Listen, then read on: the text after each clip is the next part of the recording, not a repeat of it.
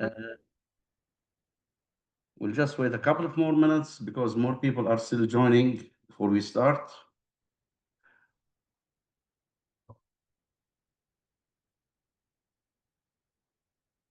Just 2 minutes.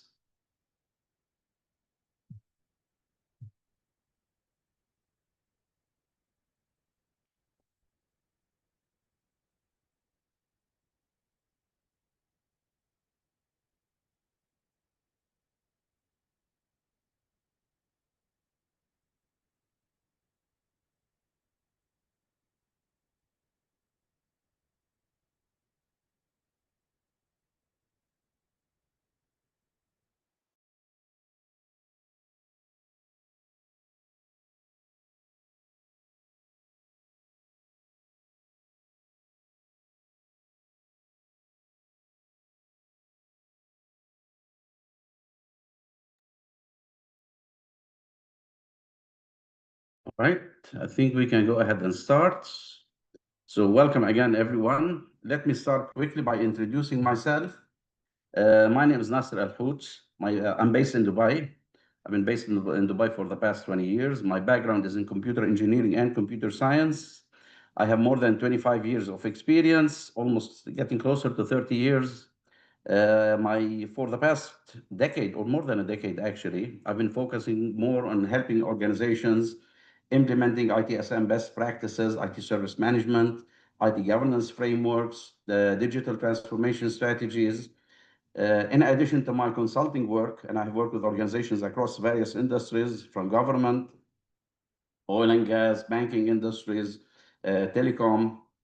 So in addition to my consulting work, I also work as a accredited trainer for many of these standards, frameworks, and best practices. Can you hear me? Yes? Can you hear me? Let me see. Yes. All right. Thank you. All right. Let me check. Yeah, good. Just double checking. So this is my background in brief. Now, our agenda for today, I kept it very brief. We're just going to talk about 3 topics, give an overview about AI governance, why it's needed, okay, the challenges of AI governance, what's happening overall globally, and particularly in the region. I'm based in Dubai, so we'll talk about some of what's going on regarding regulations, regarding standards, because that will help us in building a governance framework. And the bulk of this webinar is going to be how we can actually build and sustain an AI governance framework. So without further ado, and at the end, of course, we'll do a Q&A session. I'll leave 5 or 10 minutes for Q&A session. Now, what is AI governance? AI governance, and I borrowed actually this definition from IBM. IBM was one of the leading organizations in developing AI technologies, AI key concepts, and so on. So basically, I like their definition. It's very simple and straightforward. Artificial intelligence governance refers to the processes, standards, guardrails that help ensure AI systems and tools are safe and ethical. This is basically what AI governance is about. And when we talk about governance, it's not something that we will do on an ad hoc basis. We need to build a governance system in our organization. AI governance is not about slowing innovation. It's about moving innovation in the right direction. Okay, it's about moving this innovation in the right direction. And for governance, as I mentioned, we need to build a system. It's not something that's going to happen overnight. And this system will have different components to it and different aspects to it. By combining strong data governance is at the heart of AI governance, proven AI IT frameworks such as COBIT, ITIL, as well as AI-specific standards, and I'll talk a little bit about these AI-specific standards, we can actually realize the benefits of AI and at the same time managing risks, complying with laws and regulations, and make sure that we are going in the right direction. Now, why is AI governance needed? AI governance is needed because artificial intelligence is a very powerful and fast evolving technology. Okay? And it can have far-reaching impacts on a personal level, on businesses, on the society as a whole, both positive as well as harmful impact. And in some, actually, some of the AI researchers and leading evangelists are claiming that AI, basically, we are still at the starting stages of the AI revolution. And AI will actually have more impact on humanity than any other inventions. This is basically what's being claimed. Whether that's going to be right or wrong, we'll have to wait and see. But we are already seeing the impact, the significant in both positive and negative on all aspects of life. So without proper governance, things are not going to work. And why do we need it? First of all, to manage risk. AI is very complex. Okay? The amount of data that AI is using is extremely, I mean, we all know about big data. So the complexity is increasing. The speed of change, the velocity of change is increasing. So basically, with the rapid changes, we have increasing risks. AI can cause unintended or harmful outcomes, such as bias and discrimination. Algorithms can actually reflect or amplify existing social inequalities. Misinformation or manipulation. Okay? And we have seen that with generative AI producing more and more convincing deepfakes or misleading content. Autonomy and safety risks, such as with self-driving cars, or with high-risk AI applications in the medical field for financial systems. In case there's any malfunction in these systems, there are going to be, or there will be, or there have been severe consequences. And of course, there are security vulnerabilities. Poorly governed AI can be exploited for cyber attacks, for surveillance abuse. And in addition, AI governance will ensure that these risks are identified, mitigated, and monitored. The second aspect is basically about accountability and responsibility. AI decisions can be very opaque, where AI is acting like a black box. So with governance, proper governance, we can have more clarity. Clarity, who is responsible when AI causes harm? Is it the developers? Is it the company that has actually deployed AI technology? Is it the user? Is it the regulator? Where do we have this kind of accountability? How much delegation should we actually give to AI? How much control should we leave in human hand? And how much should be delegated to AI? So proper documentation, proper audits, so these decisions can be explained, can be traced, will help us ensure accountability, responsibility, traceability. So there are no responsibility gaps where no one is accountable. If we don't have accountability, we don't have proper governance. We need AI governance for building trust and adoption. If people trust the systems, if governments trust the systems, if businesses trust these AI systems, they are more likely to adopt AI if they trust them. Governance will promote transparency, where we have clear communication of how these systems work, will demonstrate ethical safeguards, okay? And will help in AI adoption in particularly high risk sectors or sensitive sectors such as healthcare, finance, education, and so on. Protecting human rights and values. Unchecked AI can violate human rights. For instance, when AI is being used for surveillance, which basically threatens privacy, when we have biased hiring, and we have seen many examples where companies are using AI systems, and these AI systems are highly biased because of the data that was being used. So governance, when we have proper governance, we can ensure fairness, respect for human dignity, human privacy, protection of freedoms, and these basically align with frameworks such as the OECD AI principles, UN human rights standards, and so on. And again, we talk about innovation. AI basically supports innovation, and we can support innovation responsibly. AI governance is not only about restrictions, it also gives clear rules so the innovators know the boundaries, know their playing field where they can actually develop these AI systems. So it helps create a level playing field, preventing these reckless actors from gaining unfair advantages. And at the same time, because of the nature of AI and because it is still a rapidly emerging technology, we require experimentation. So proper governance encourages safe experimentation and at the same time making sure we have the proper safeguards in place. And finally, global coordination. AI, just like the internet itself, is a borderless technology. Without proper governance, countries risk fragmented rules and what we call AI nationalism. We have fragmented rules. Different countries and different regions, such as the EU, have different perspectives about how they actually going to govern or regulate AI. And sometimes these actually create overhead for smaller organizations, how they can actually comply with laws and regulations. And it creates sometimes some kind of conflict between these different regulatory authorities. Okay, so a proper governance fosters international cooperation, it prevents misuse and encourages these shared benefits. Now, when we talk about why is AI governance needed, there are some challenges, of course, regarding AI and the adoption of AI. One of these challenges, or actually one of the most important challenges, is the rapid technological change. AI systems are evolving much faster than laws and regulations.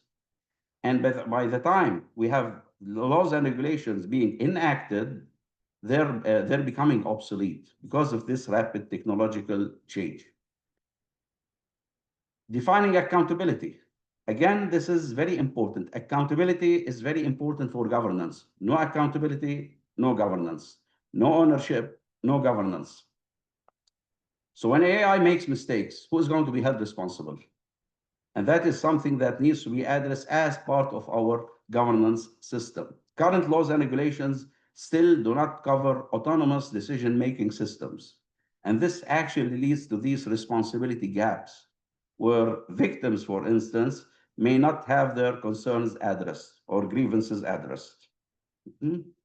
Challenge, which we already talked about, is about bias, fairness, and ethics. So AI basically inherits biases from data. If we feed AI the wrong data or biased data, we can actually have bias occur against a certain group of people or individuals or a race or a religion. So basically, these can have higher biases in hiring, in credit scoring, in policing. So governance must address these fairness concepts. But fairness itself, if we look at it, has multiple definitions across different countries, because we have different cultures in different countries, and these cultural values will differ across these societies, making universal ethical standards hard to enforce. Another challenge is transparency and explainability. Many AI systems, particularly when we're talking now about deep learning, are black boxes. We don't even know what's going on because that's a lot of data that's being harvested. Okay, and we cannot predict what we're going to be getting out.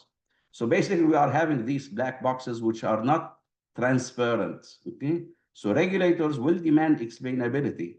However, full transparency is technically very hard because of the nature of these systems. And sometimes we even have conflicts with intellectual property. We're harvesting all of these data and without any regard to intellectual property. And this is one of the areas where governments have been very loose or haven't been strict enough with these AI companies. So again, this relates to our next challenge, was how do we balance regulation with innovation?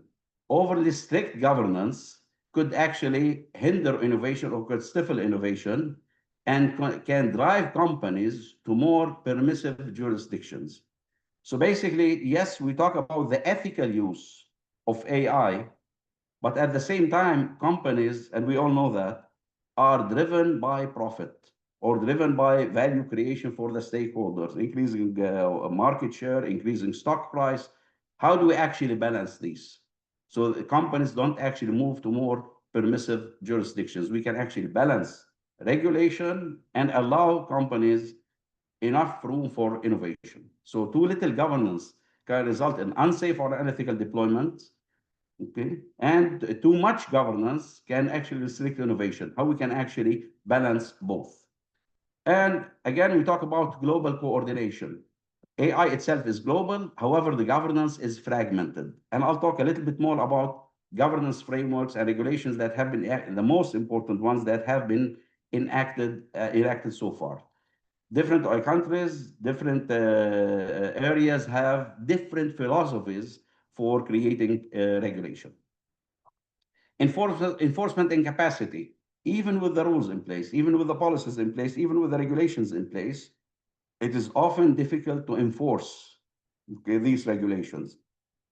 Regulators may lack the technical expertise. This is a highly technical domain, and the regulators themselves may find themselves lacking these technical expertise, which are in short demand. Okay? Small companies basically may struggle with compliance costs. Additional compliance requirements will require additional investments. Okay? And cross-border applications complicate jurisdiction. Company based in one country, it's operating in another country, overlapping jurisdictions. How do we actually manage these?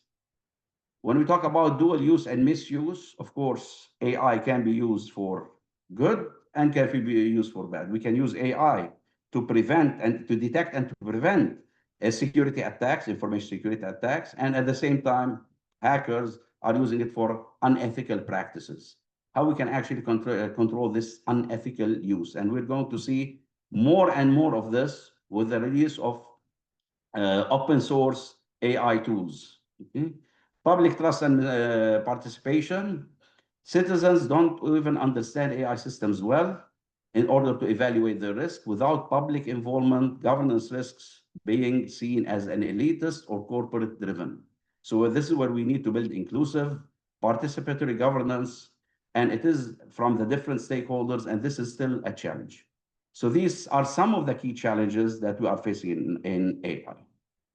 Now, I added one slide here, which I find very interesting in the way we can look at this. This is basically Gartner's hype cycle for AI, okay, which was released in June of 2025. This is the latest one that they have. And if I look at the all coming developments in AI, the ones that are going to reach the plateau of productivity, basically, let me just put the pointer here, that are going to reach the plateau of productivity, which basically when they become mainstream, organizations, governments are using these tools more and more and more. All of these upcoming technologies are expected to reach this plateau of productivity within the next 2 to 5 years, which means we're going to have a lot of technologies that are going to become mainstream in a relatively short period of time. And without having a proper governance framework in place, how are we going to manage the risk that is associated with these technologies? And at the same time, make sure that we can actually leverage these technologies for our benefits in order to deliver value. So I thought this is a little bit interesting because we can see all the advancements that are going to happen over the next 2 to 5 years that will become mainstream. Now, our next section is about global AI governance landscape, just to help us understand what kind of regulations are in place, okay, at a global level, as well as what other guidance has already been published that can help us in adopting these standards, frameworks, and best practices in order to help build our governance system. There are many regulations that have been published, okay? There's the European Union, basically, and many of these you can actually download them. They're available online. You can download them. The European Union has a very comprehensive regulation, the EU AI Act, basically, which was released in 2024. Okay, it covers all the EU countries, bans unacceptable risk AI, and regulates high-risk AI, such as in the healthcare, financial industries, and so on, and gives detailed use, okay, for these AI foundation models of AI. The US, on the other hand, followed a different approach. They have a principle-based framework, guidance, no more, no less. There is no single comprehensive law. They have a collection of practices and guidance. They have the AI Bill of Rights, the NIST, okay, which is the AI RMF, okay, the Risk Management Framework, which was released in 2023, which is basically a voluntary framework for trustworthy AI. And they have an executive order in AI, which was again released in published in 2023. China has very state-controlled and detailed AI-specific regulations. So they have published all of these laws for AI. The UK, they have pro-innovation, regulatory-led principles, but not a single law. A few months ago, actually, they released a playbook for AI. It's a very nice tool that you can use. Plus, they have a lot of reports that are being published by the House of Commons, which again can be used to develop this governance framework. Okay. And of course, we have the OECD principles. Those were introduced in 2019. This is not a binding law, but this is basically a global standard adopted by 40 plus countries. And many other countries have used it for national strategies. I do a lot of work in Saudi, for instance, and there's the Saudi Data and Artificial Intelligence Authority, SADAYA. Basically, they have published principles for AI, and those are based on the OECD principles, a very nice tool for people that are working in the region. And there's another maturity model, which was also released by SADAYA. In the UAE, they also have a model for AI, which for government use, of course, which can be used even by private organizations. So there is a lot of guidance that is available out there from these different countries. Now, the OECD principles, again, I'm not going to cover these in detail, but these are the 5 principles that you can use to develop your own principles that will guide the use, the implementation, the development of AI. Inclusive growth, sustainable development and well-being, human rights and democratic values, including fairness and privacy, transparency and explainability, robustness, security and safety, and finally, accountability. So basically, these are the OECD principles. Now, in addition to the regulations and the guidance provided by various governments and jurisdictions, we have many ISO standards that have been published related specifically to AI. And here I'm mentioning a few of them because many of these standards map with standards that many organizations have already achieved or are already using, such as ISO 27001 for information security or ISO 31000 for risk management. So many of these ISO standards that are AI specific, okay, can be used to extend the scope of your existing ISO standard if you have achieved any of these. We start with ISO 22989, basically establishes terminology for AI. So basically we have a common terminology for AI, everybody's speaking the same language. We have the 23894, provides guidance on the development, deployment, and production or use of products and systems that are AI, related to AI, and can manage the risk associated with them specifically. We have the ISO 27090, which basically about addressing security threats, okay, which can actually map the 27001. We have the 38507, which is an interesting standard because this provides guidance specifically for the governance of AI. And this one maps with another ISO standard, which is the ISO 38500, which is the ISO standard for IT governance. Mm-hmm. This one, many organizations are starting to use this one, which is the ISO 42001. This provides guidance for implementing an AI management system, an AIMS, AI management system, okay? Within the content, and this is a certifiable standard.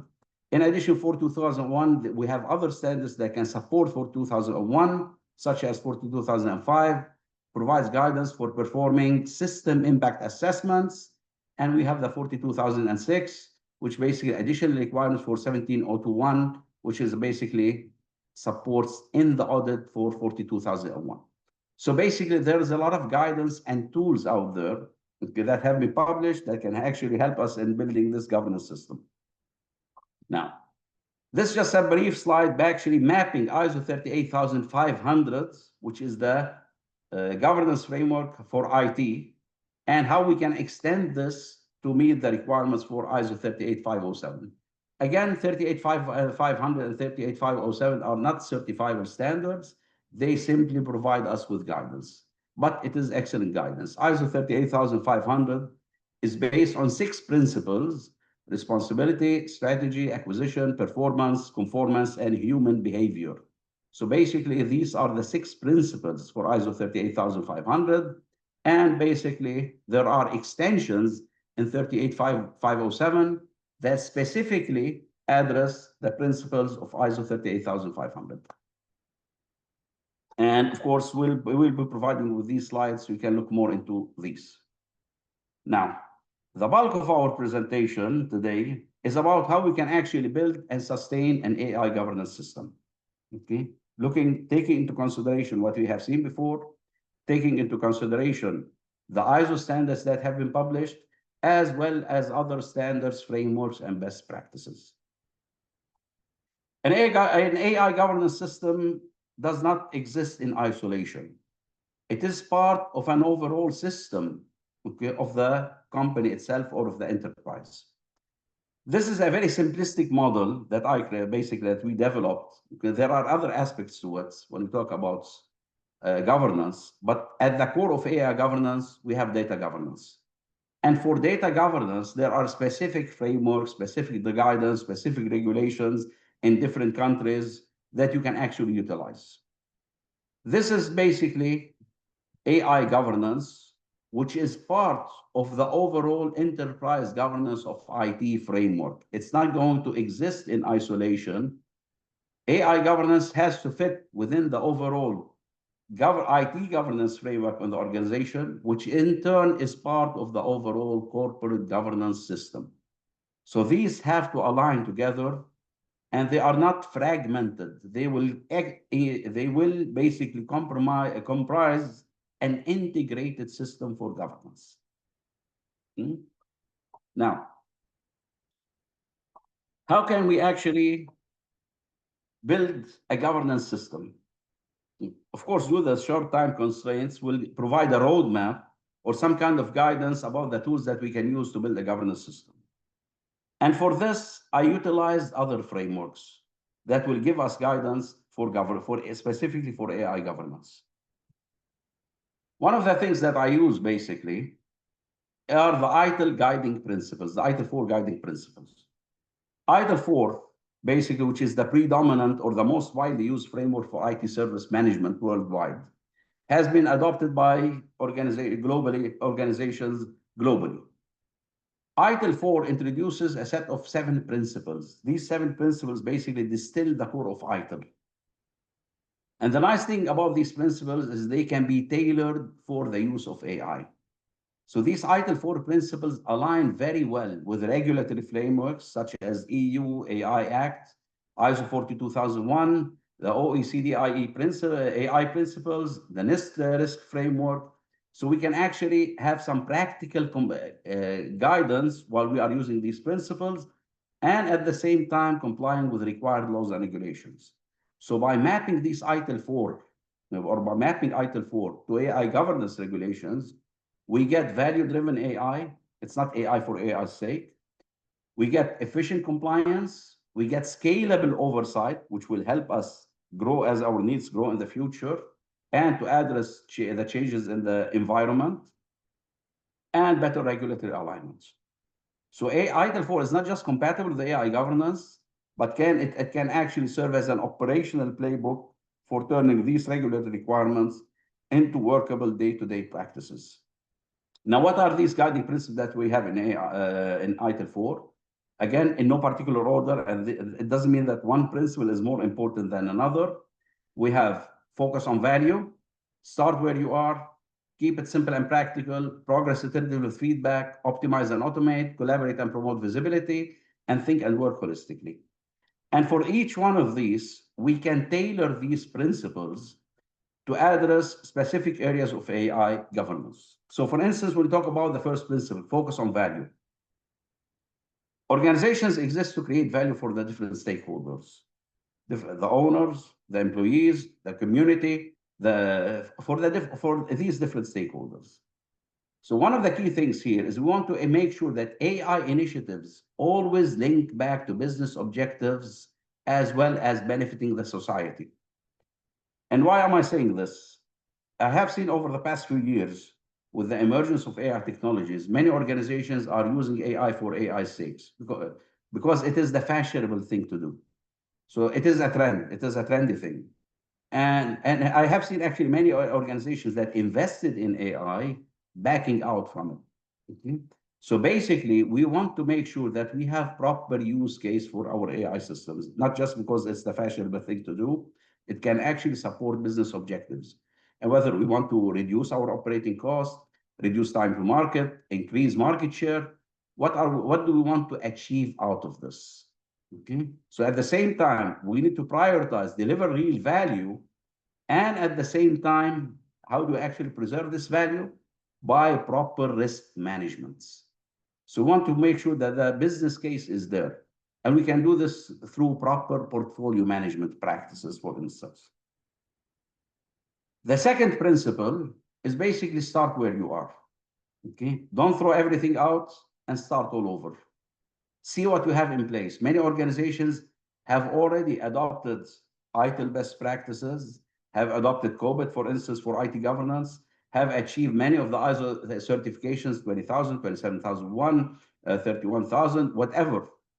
Look at what you have in place and look at this guidance that we have and leverage accordingly.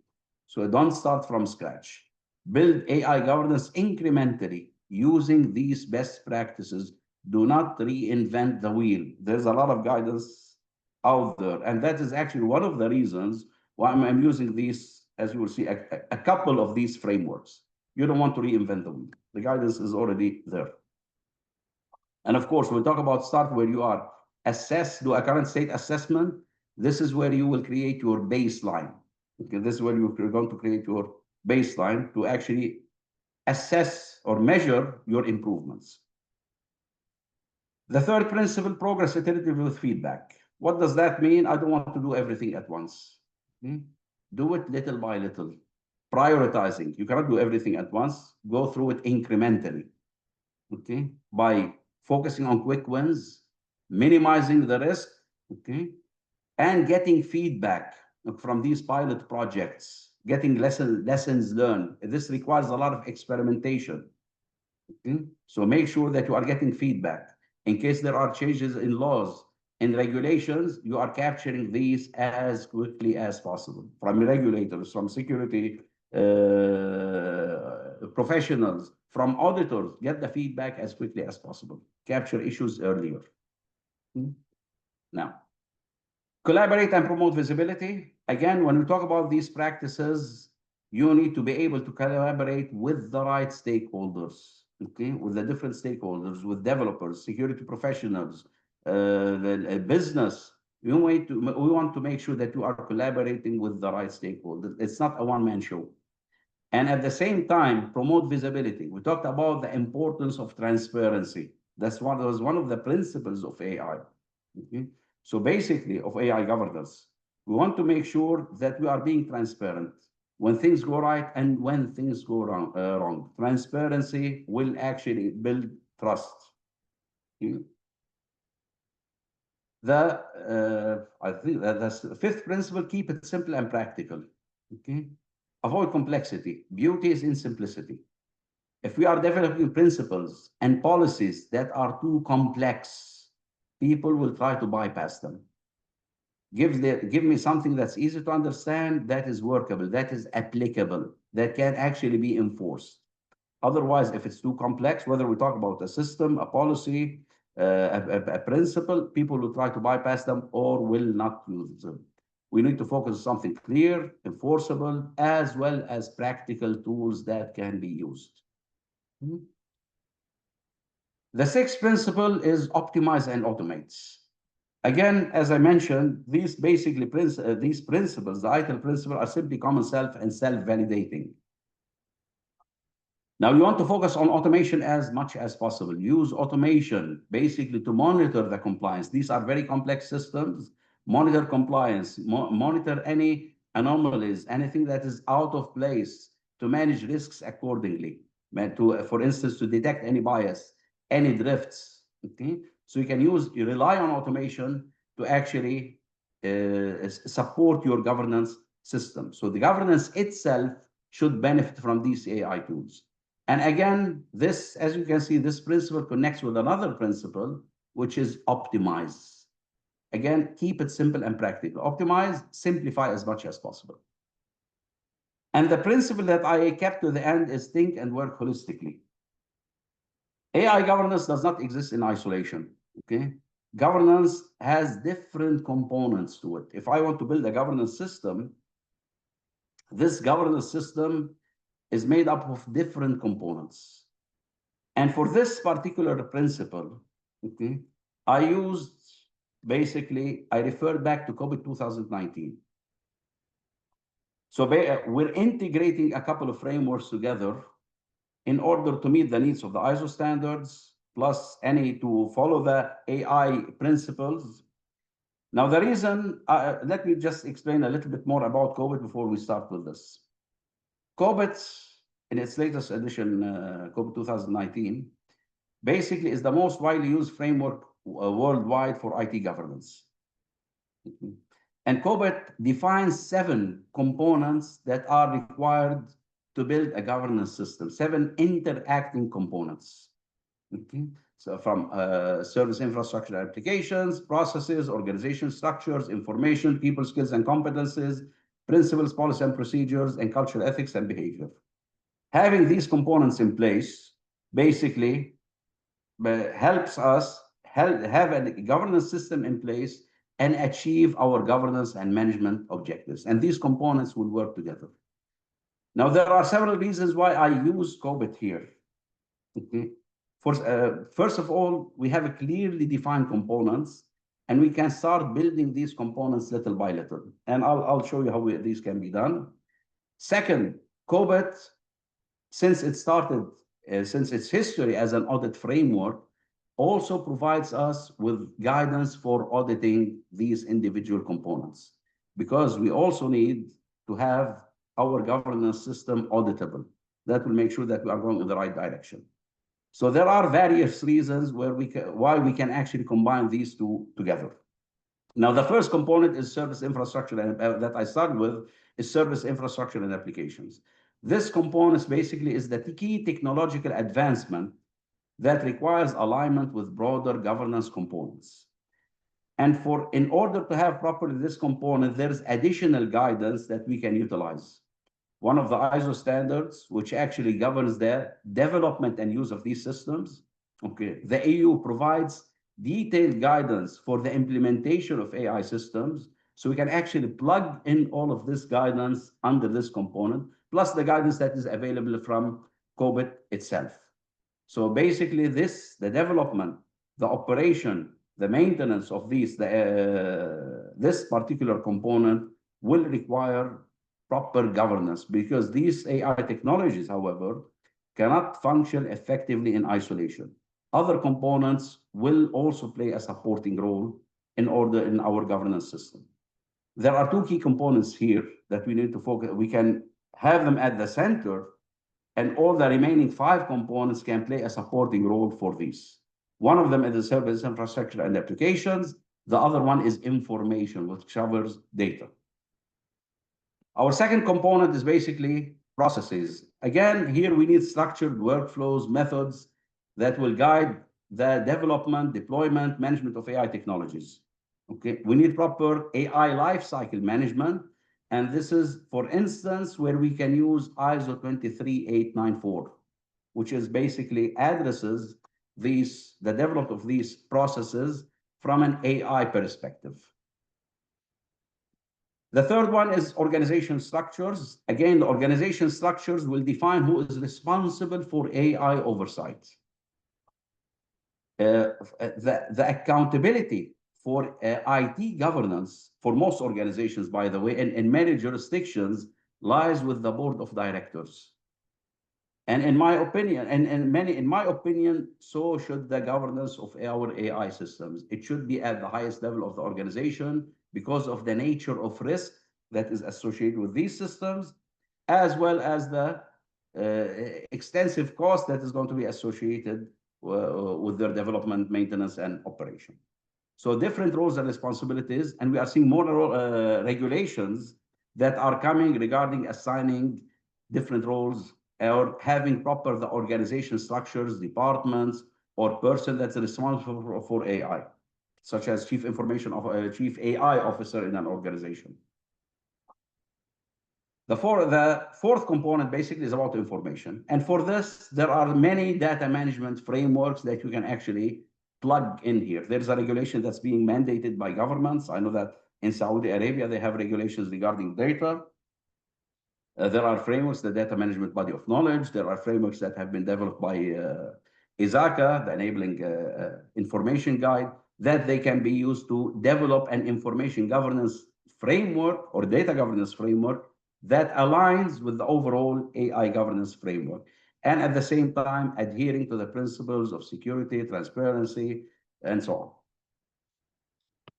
This one actually is an interesting one, people skills and competencies, because there is a definite lack of skills and competencies, and skilled people are in demand. What kind of skills are required for AI? And for this one, there's a nice framework actually, which we can refer to. It's called the SOFIA framework, SFIA, Skills Framework for the Information Age. Now it has, which is now, I think it's in 9th edition. It has specifically been developed now or aligned for AI skills. So it provides a very flexible framework describing the professional skills for working with AI without prescribing specific technologies. So basically, it is technology independent. So it focuses on the professional capabilities that are adaptable to any AI platform or tool. So it maintains a practical, industry-proven approach. As I said, it is in the 9th edition. So this is something that is worth looking into. The sixth component that needs to be developed, where we need to have clear policies and procedures that will guide the ethical use of AI. And these policies will be based on the principles. Principles give us the guidance that we require, whereas policies tells us how to put these principles into action. And again, don't reinvent the wheel. You can develop a set of principles based on the EECD principles, based on any principles that you may find. And based on this, you can start developing your own policies, which will give the guidance, the do's and the don'ts for developing these AI systems, for the use of AI systems, and so on. And of course, the most important vehicle for the execution of these policies are the processes. So the entire system has to work together. And the last component is culture, ethics, and behavior. And sadly enough, this component is always overlooked. This component governs how individuals and teams interact with AI systems. This components basically fosters a culture of trust, ethical awareness, responsible usage, making sure that the technology aligns with the organizational values. Human behavior actually is being impacted by AI. Behavior matters because humans respond differently to AI machines. Machines, when they were our tools, our relationship with them was much simpler. They were just tools. Now, many people are seeing AI as competition. How are we going to manage this? This is going to have a very significant impact on employees as well as on the society as a whole. Okay? So basically, these are the different components that we need to build our governance system. And once we have defined the components, we can actually develop these components in an iterative approach. Now, how can we actually develop this? Again, I did not reinvent the wheel here. We can actually combine a couple of approaches. Guidance is already there. There is additional guidance that's available in ISO 42001 about building an an AI management system. There are a couple of guidance that overlap basically, whether you're familiar with ITIL, the continual improvement approach, or the COBIT implementation cycle. You can use any of these or a combination of these. The guidance is already there and it's available for download basically. So we have all of these steps, okay, how we can actually implement this governance system. And what I have done here basically is mapped the continual improvement model that we have in ITIL with the principles. So we have a mapping between the steps that we have in ITIL or COBIT basically, because more or less the steps are the same. So we can actually map these steps with the guiding principles. So by following these guiding principles at each one of the steps, we have a higher chance of success of this initiative by combining these two together. Now, what are the benefits of this approach, basically? There are many benefits for this. We're not reinventing the wheel. We're utilizing international best practices. ITIL has been there for, I don't know, more than almost 30 years now, more than 30 years. The same thing for COBITs. So those are internationally proven best practices, supported. There's a wide community that is supporting both. Okay. And these basically are very flexible. So they can be used by smaller organizations and large enterprises. So they can fit organizations' needs as well as regulatory requirements. There's a lot of guidance where we can actually map ITIL with particular regulatory requirement, or map COBIT, for instance, with GDPR, or mapping COBIT. A lot of research is being done regarding this area. So this is where these both frameworks actually can help us. Both plug in with existing standards and frameworks. As I said, many organizations have adopted many of these standards already, whether we talk about ISO 20000, 27000, 38500, you name it. So basically, these frameworks, ITIL or COBIT, align with these standards, and we can already extend the standards that we have implemented in place or that we have achieved in place in order to meet the requirements of the newly published AI standards. So we don't have to start all over. We can just extend these requirements. And these practices, as I mentioned, whether it's ITIL or COBIT, have been already adopted by many organizations globally as well as regionally. So the community is there. There are people that are trained on this.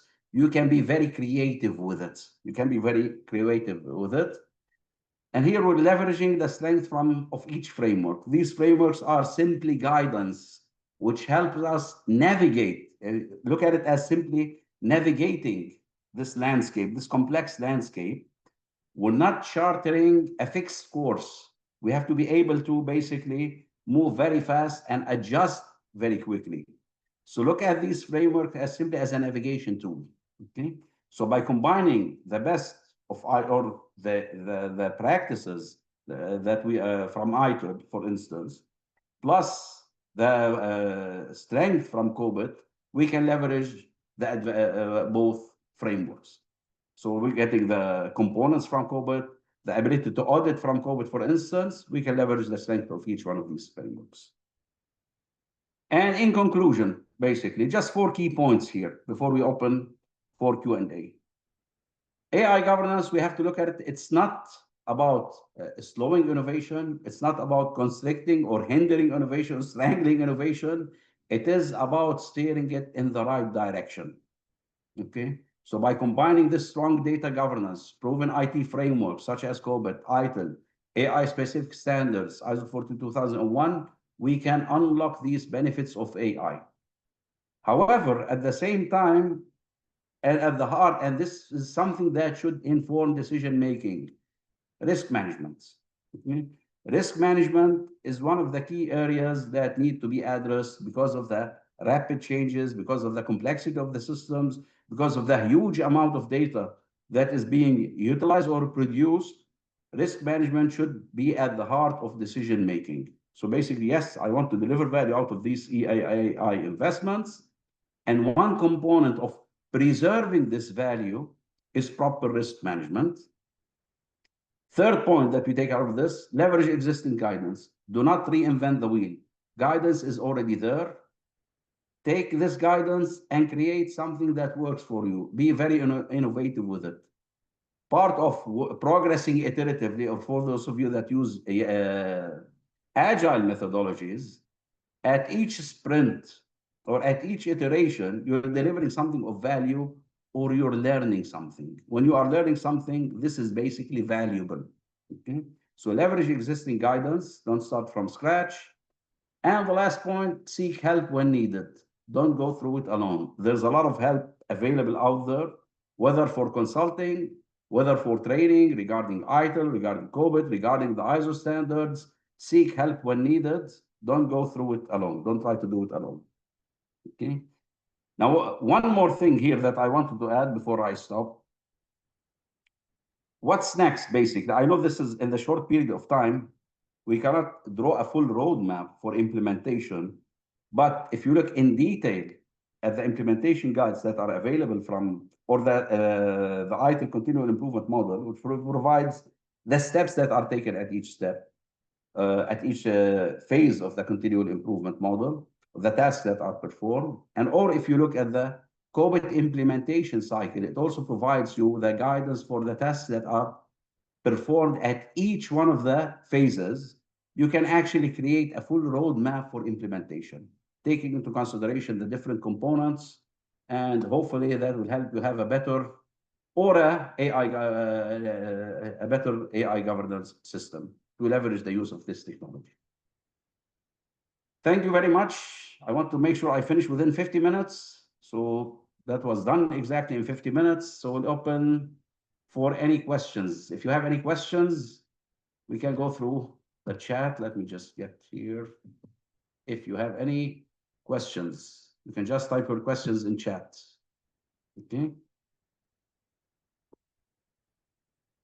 Yes. Any questions, any comments?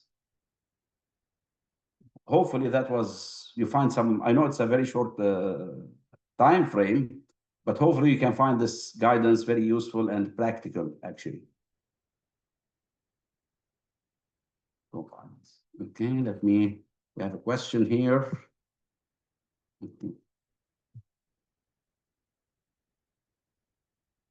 Okay, could you provide your advice on balancing the extensive capabilities of ChatGPT with the IT governance advantages of copilots?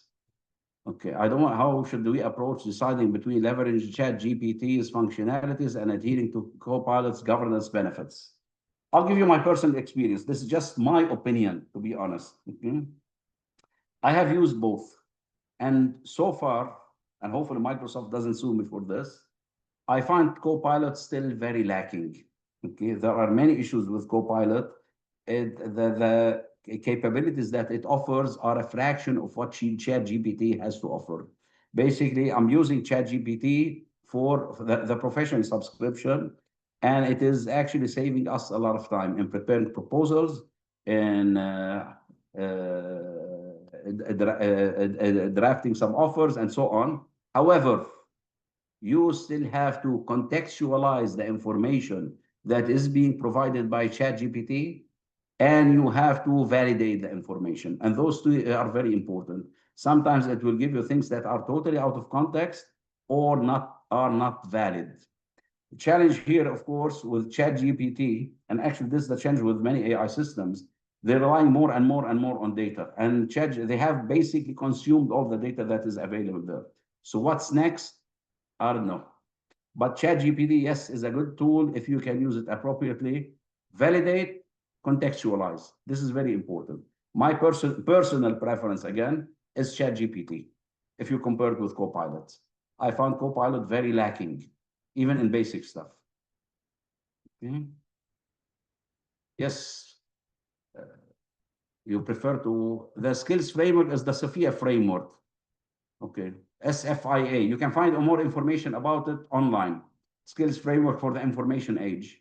And this framework basically describes a set of capabilities, 70-some capabilities, that are suggested at different levels of influence. And that's why I said don't start from scratch. Use whatever is there. Let me see. Jose, can you kindly unmute? Some people are want to ask questions in person. If you can unmute, that will be great. Okay, Ahmed, yes, thank you, Ahmed, for putting this. Okay. About ISO 42001, is it implementation by organizations? No, it is actually, it is ISO 42001 is actually published, and it is a certifiable framework. So you can actually get an ISO 42001 certificate. Okay, that you have actually successfully implemented an AI management system. So it is published. I think it has been published for 2 years. I'm not sure exactly when it was published, but it is there, and several parts for ISO 42001 have already been published. As you know, with ISO standards, some are certifiables, others are not. So 31,000 provides simply guidance, 38,500 is about guidance, 20,000 for 2001, 77,001, those are certifiable. Regarding the recording of the session, I'm not sure if you can get the recording because for privacy concerns, and whatever, but I will provide you with we will provide you actually with the presentation itself. And in case you have any further questions, you will have our contact details. You can contact us if you have any questions or you require any support. Okay. Can AI play a role in helping auditors assess risk, detect discrepancies? Actually, yes, and ensure compliance and modern audit practices. There are many AI audit tools actually that will that are AI based. AI is proliferating everything. So definitely, it has a very important role in audit. One thing, it's good that you brought up at this point. I did not explicitly mention audit, but it is required. And sadly enough, many organizations, and I have seen it here in many organizations, their IT audit is very lacking. Okay, so that's What why you I mean actually by- used COVID that we can support audits. What you mean by IT audit is lacking? In many organizations, actually, and you'll be surprised, large organizations, they don't do proper IT audit for various reasons, whether for lack of skills, whether for lack of resources, and it is lacking in many organizations. Banking, if you work in banking, that's a different industry. But in many organizations, sadly enough, IT audit is very lacking. And you cannot live without audit. We talk about, about risk management should inform decision making. If you don't do Can it proper be audit, how can you identify risks? But can AI be trustworthy in our mandate? And This is can we trust that's a AI? good question. This is where I put data governance at the heart of AI. Garbage in, garbage out. That's one of the basic tenets of IT. Data, you need to have trusted data. Okay? Not any source of data. That's why you probably need to build your own databases, knowledge bases, and so on. And that's again why I talk about contextualize, understand the context, and validate. And there is always a place for the traditional fieldwork in audit, IT audit, aside of AI. That's a good question. And actually, that's one of the key, the social impacts. The social impact on what jobs are going to be lost. There was a report by McKinsey a couple of years ago, I think. It's a 140-page report, which you can download. They estimate that the number of jobs that are going to be lost to AI over the next 20 years is about 400 million. And that's going to have a significant impact. And we'll talk about high-level jobs, about consultants such as myself, about engineers, about probably auditors, anything that cannot be, the only jobs that are going to be left are the ones that are not going to be able to be automated. So it is going to have AI a big is taking a place in audit. As we see in the big firms, big audit firms, big four, we see that their software are AI based. If we can tell. Yes, not just in audit, it's everywhere. It's proliferating everywhere. And one of the most some of the biggest organizations that have been impacted are basically the technology or companies.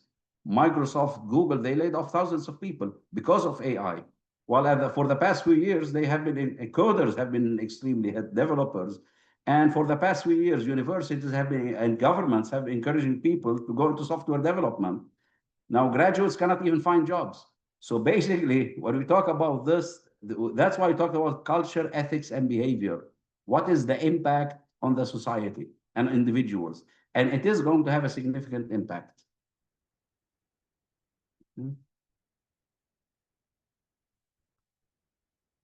That's actually a good question. And this is where, for instance, regulation, Mr. Faras, Mr. Faras Samar, where regulation is still lacking. You have a driverless car.